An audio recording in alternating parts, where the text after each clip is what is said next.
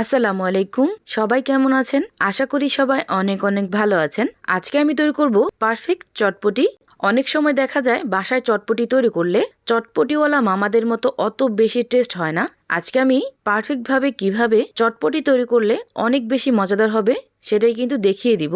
এখন কথা না বাড়িয়ে দেখে নেই আমি কিভাবে এই মুখরোচক চটপটিটা তৈরি করলাম। চটপটি তৈরি করার জন্য প্রথমে আমি হাফ কেজি পরিমাণ ডাবলি একটা বাটিতে নিয়ে 2 ঘন্টার জন্য ভিজিয়ে রেখে দেব। আপনাদের হাতে যদি সময় থাকে তাহলে আপনারা রাতেই কিন্তু ভিজিয়ে রাখতে পারেন। 2 ঘন্টা পর ডাবলিটা কিন্তু খুব ভালোভাবে ভিজে গেছে। এখন এই ডাবলিটাকে খুব ভালোভাবে ধুয়ে প্রেসার কুকারে নিয়ে সেদ্ধ করে নিব। এই ডাবলিটা সেদ্ধ করার জন্য এখানে আমি 4 কাপ পরিমাণ পানি দিয়ে দিলাম। আর দিয়ে দিলাম কিছুটা পরিমাণ লবণ। এখন ঢাকনাটা লাগিয়ে 2টা সিটি দিয়ে নিব। আর 2 সিটির বেশি কিন্তু দিতে যাবেন না, তাহলে কিন্তু ডাবলিটা একদম গলে যাবে।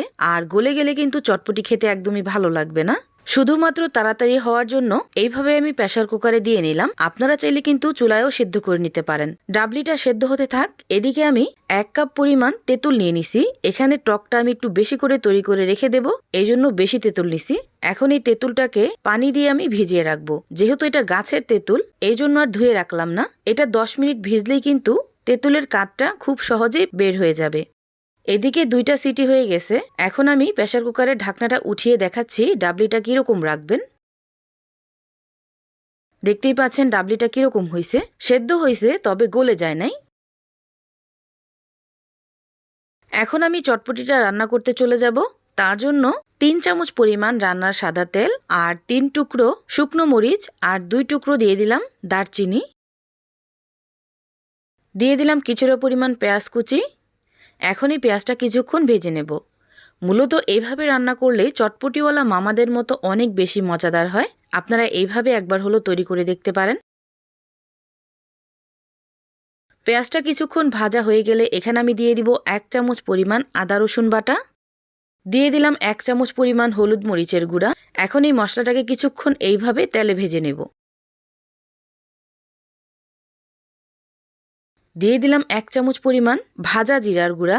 দিয়ে দিলাম কিছুটা পরিমাণ পানি। এখন এই মশলাটা কিছুক্ষণ এইভাবে ভেজে নেব।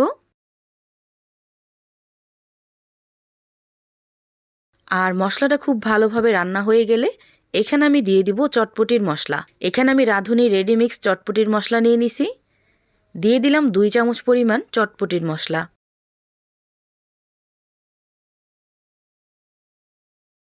এখন এই মশলাটাকে খুব ভালোভাবে নেড়েচেড়ে মিশিয়ে নিব। আর মিশিয়ে নেওয়া হয়ে গেলেই আগে থেকে সেদ্ধ করে রাখা সেই ডাবলিগুলো এখানে দিয়ে দিব।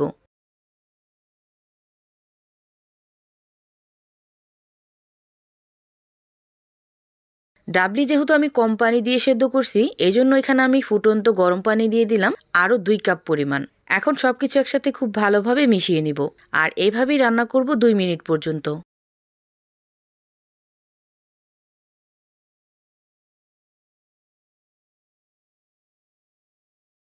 2 মিনিট পর্যন্ত খুব ভালোভাবে রান্না করে নিছি। দিয়ে দিলাম পরিমাণ মতো লবণ। এখন এখানে দিয়ে দিব আগে থেকে সেদ্ধ করে রাখা 2টা আলু। আলুগুলোকে আমি এইভাবে একটু থেতো করে নিছি। আলুগুলো কিন্তু একদম ম্যাশ করে ফালাই নাই, একটু গোটা গোটা রাখছি। আলুটা দিয়ে 2 মিনিটের মতো রান্না করার পর চুলাটাকে আমি অফ করে একটা সাইডে রেখে দেব। এদিকে আগে থেকে যে তেঁতুলটা আমি ভিজিয়ে রাখছিলাম, ওই তেঁতুলটাকে কিন্তু এখন একদম ভিজে নরম হয়ে গেছে। এখন এই তেঁতুলটাকে হাত দিয়ে খুব ভালোভাবে চটকিয়ে নিব। তেঁতুলের কাঠটা বের হয়ে গেলে একটা ছাঁকনির সাহায্যে এই তেঁতুলের কাঠটা আমি বের করে নিব।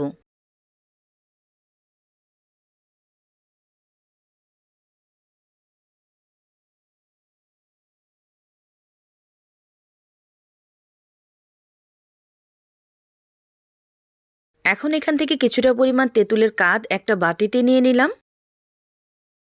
দিয়ে দিলাম একটা বড় সাইজের লেবুর রস। 1 চামচ পরিমাণ দিয়ে দিলাম চটপটির মশলা। ছোট চামচের 5 চামচ পরিমাণ দিয়ে দিলাম চিনি।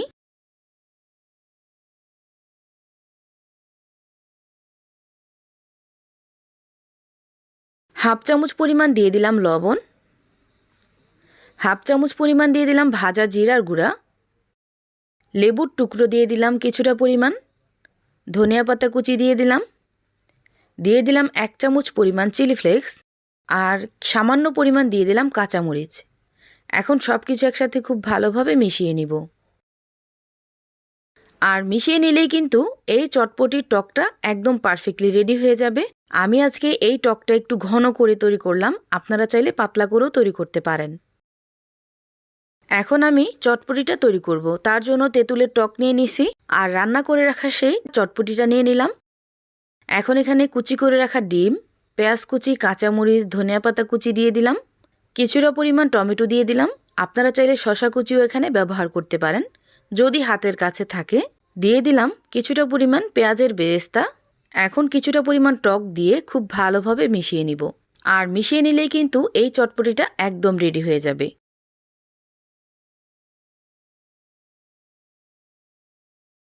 এখন উপর দিয়ে ডেকোরেশন করে নিন, যাতে করে রেস্টুরেন্ট বা চটপটিওয়ালা মামাদের মতো লাগে।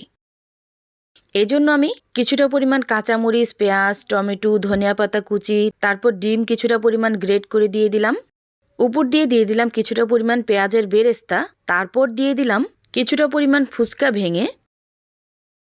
এখন উপর দিয়ে দিব টক। এভাবে আমি অনেক বেশি মজাদার এবং স্বাস্থ্যসম্মতভাবে এই চটপটিটা তৈরি করে নিলাম। এভাবে একবার হলো তৈরি করে দেখতে পারেন, অনেক বেশি মজাদার হয়। আশা করছি আজকের এই ভিডিওটা আপনাদের কাছে খুবই ভালো লাগবে। আর ভালো লাগলে লাইক, কমেন্ট অ্যান্ড শেয়ার করতে ভুলবেন না। সবাই ভালো থাকবেন, সুস্থ থাকবেন। আল্লাহ হাফেজ।